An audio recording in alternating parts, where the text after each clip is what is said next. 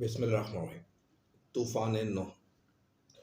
हज़रत नूह अलैहिस्सलाम की कौम के ऊपर ये तूफ़ान आया था और इस तूफ़ान के अंदर हज़रत नूह अलैहिस्सलाम के टाइम तक की जो कौमें थीं, जो हज़रत आदम अलैहिस्सलाम की औलाद से औलाद का सिलसिला एक चला था, वो सब के सब पानी के अंदर डूब गए थे।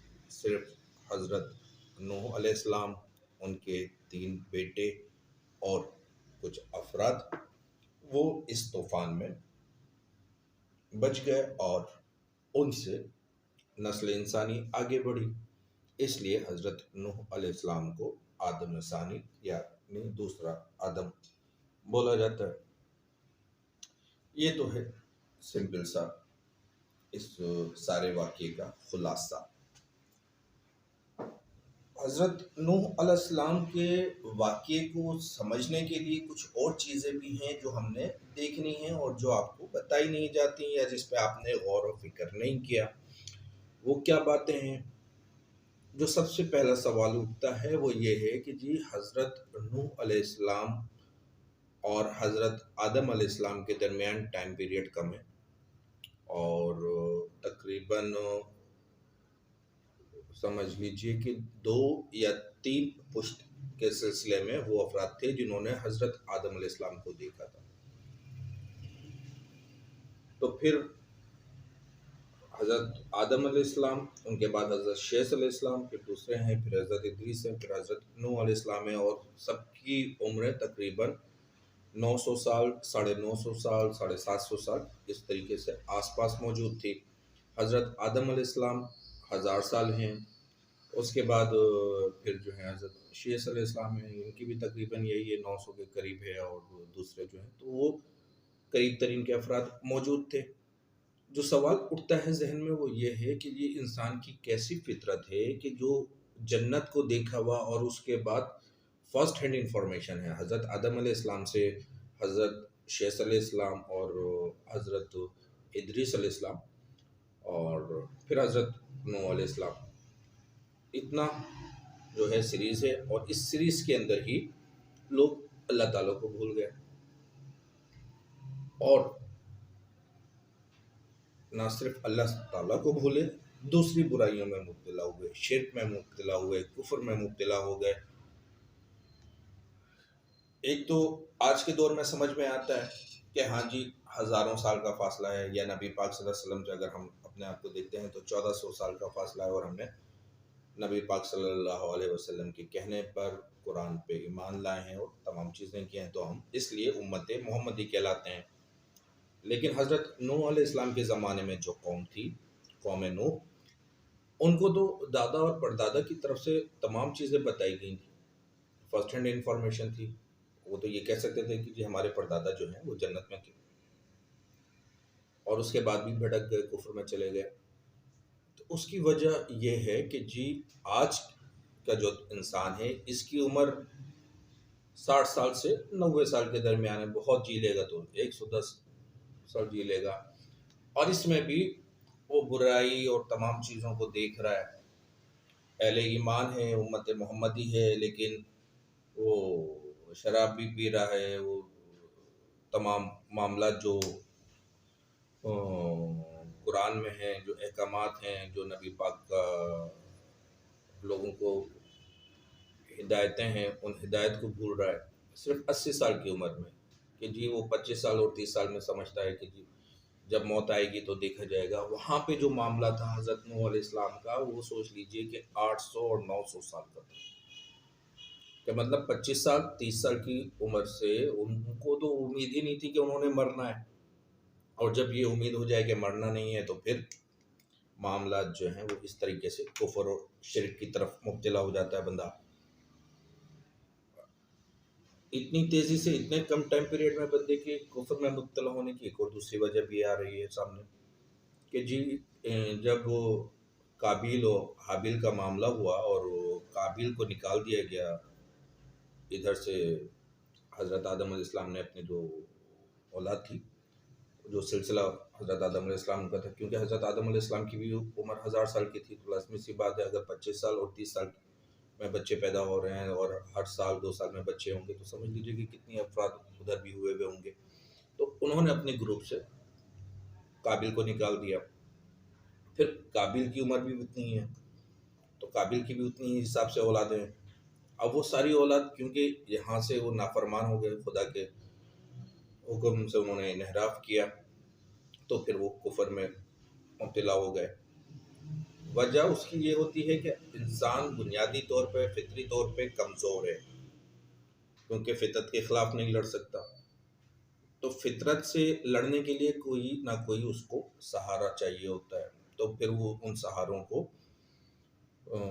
جانوروں میں، چاند میں، پہاڑوں میں، بادلوں میں، سمندر میں، سانپ میں، بچھو میں، گائے میں، ہر چیز میں ڈھونڈے گا کہ کوئی نہ کوئی شاید یہ مجھ سے طاقتور ہوگا تو اس کی وجہ سے میں بچ جاؤں گا۔ تو وہ ادھر شرک اور کفر میں چلے گئے۔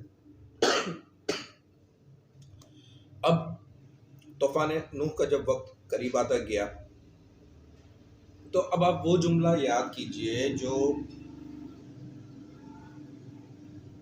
تخلیق کے وقت اللہ تعالیٰ کے اور فرشتوں کے درمیان ہوئی تھی۔ کیا تھی وہ گفتگو کہ جی آپ زمین پہ ایسی مخلوق کو لانا چاہتے ہیں جو فساد کرے گی، فتنہ کرے گی، زمین پہ فساد قائم کرے گی۔ فرشتے کی باتیں طوفان نوح سے پہلے کا جو ٹائم تھا، یا طوفان نوح کا جو ٹائم تھا، اس ٹائم پہ وہ سچے فرشتے سچے ثابت ہو رہے تھے۔ اور پھر خدا تعالیٰ نے ان فرشتوں کو کیا جواب دیا تھا کہ جو میں جانتا ہوں تم نہیں جانتے۔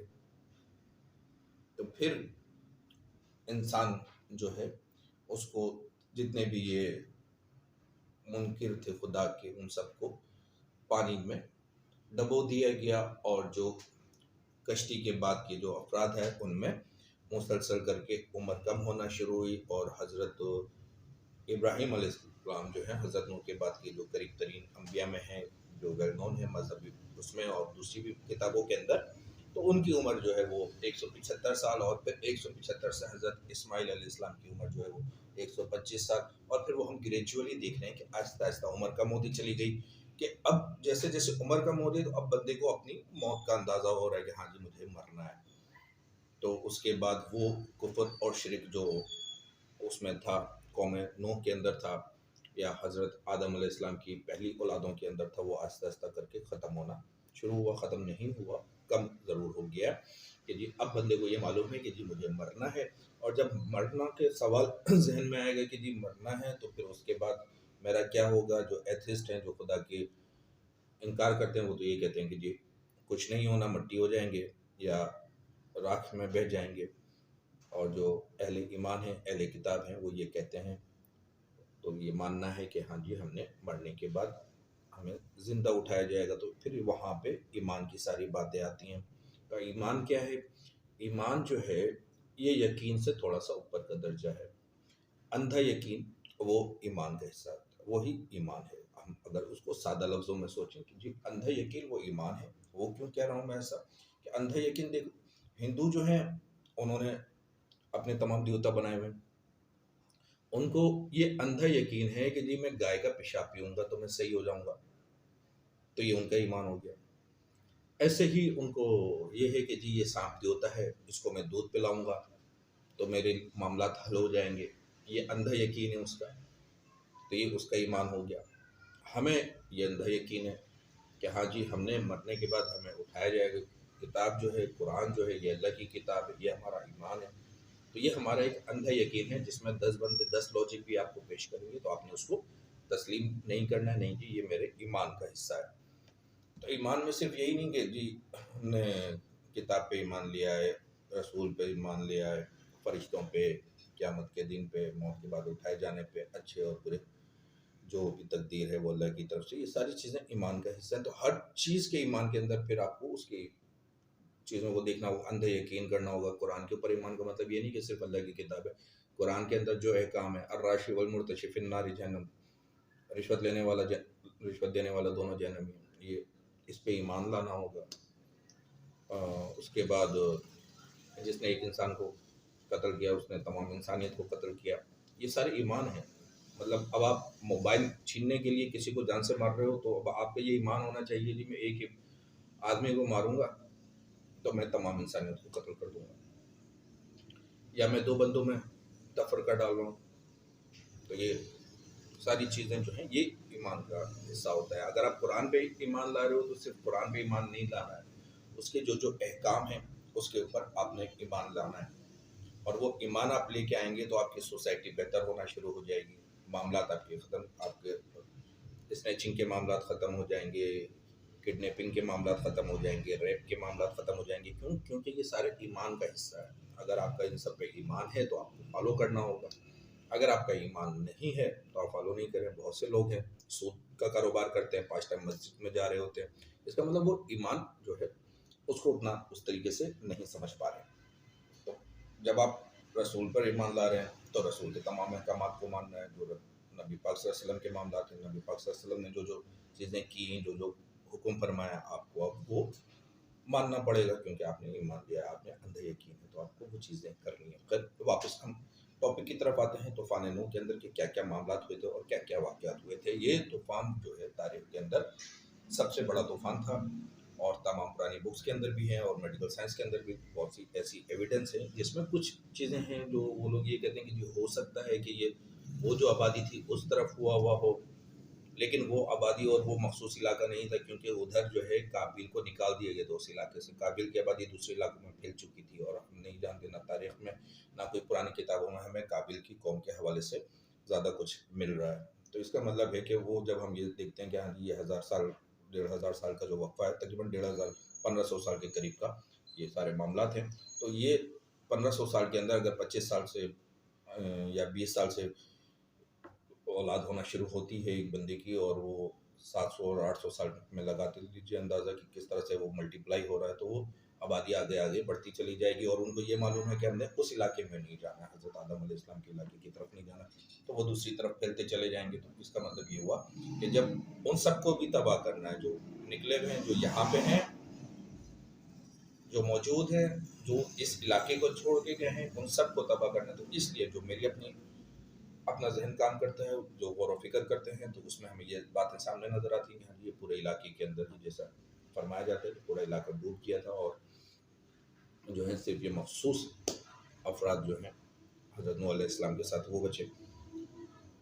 اب حضرت نوح علیہ السلام کے ساتھ ان کے بیٹے کا ایک واقعہ ہے، کنعان کا، نافرمان کا، کہ جب حضرت نوح علیہ السلام کو اللہ نے یہ فرمایا کہ جی تم تیاری کرو، کشتی بناؤ، اور جب سیلاب آئے گا تو اس کی نشانی کے طور پہ تمہارے گھر کے تندور سے پانی نکلے گا. اب وہ ساری چیزیں ویسے ویسے ہونا شروع ہوئیں. وہاں پہ کشتی تیار ہو رہی ہے، ادھر جو ہے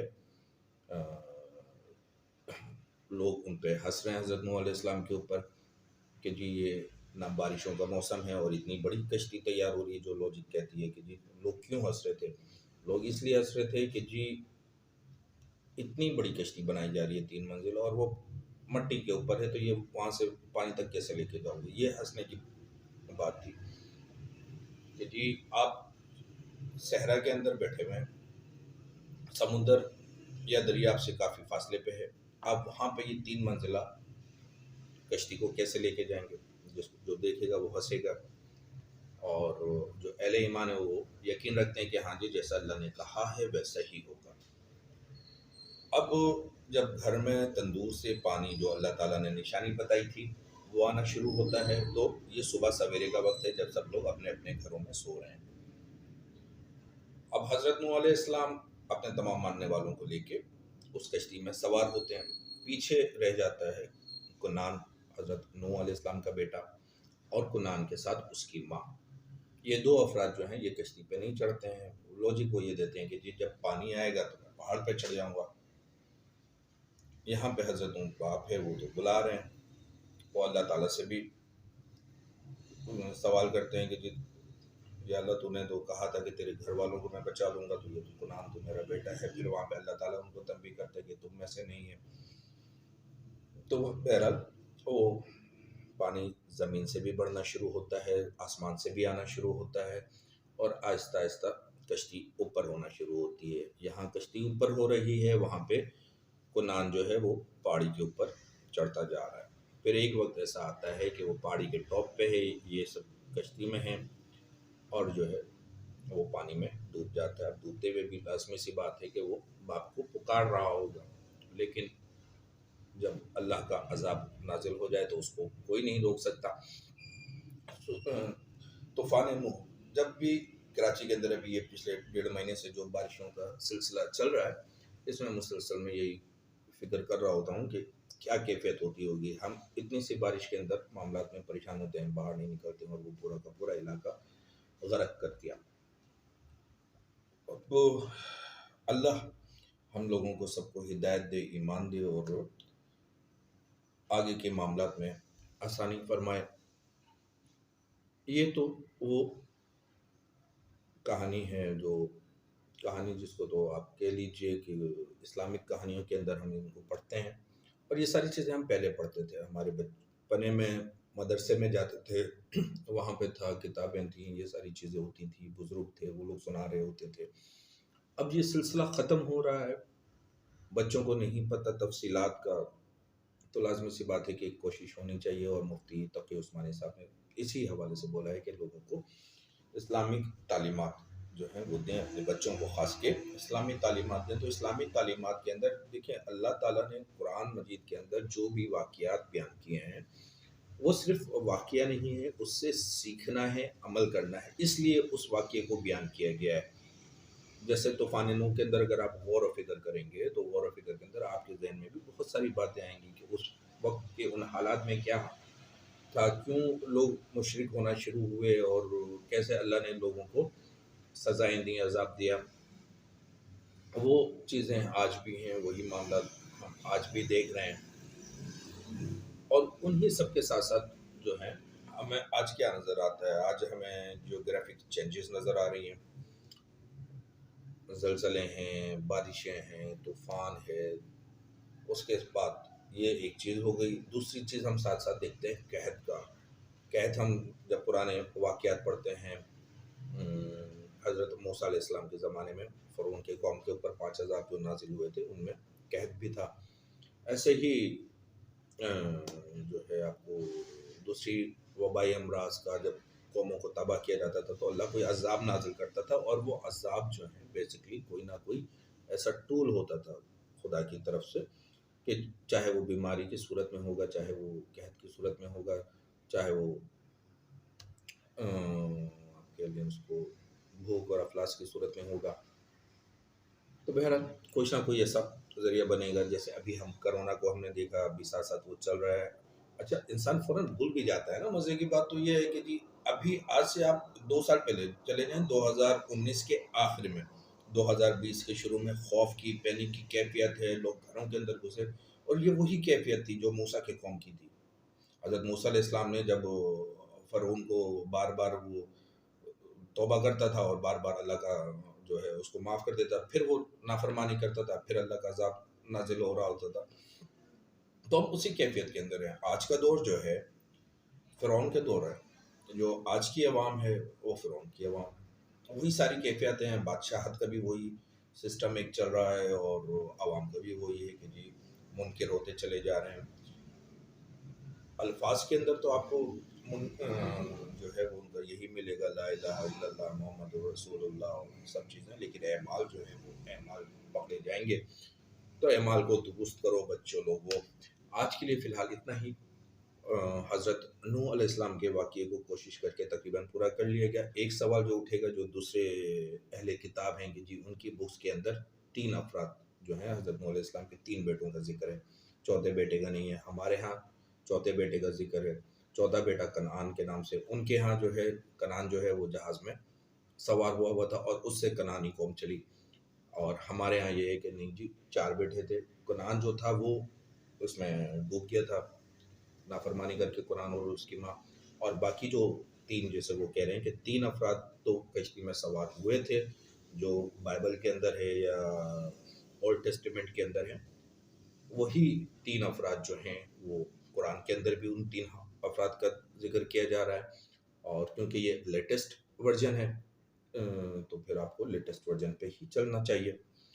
فی الحال آج کے لیے اتنا ہی. اگلے واقعے کے لیے ان ٹچ رہیے گا. اپنے بچوں کو لازمی اسلامی تعلیمات، بنیادی کہانیاں دیتے رہیے.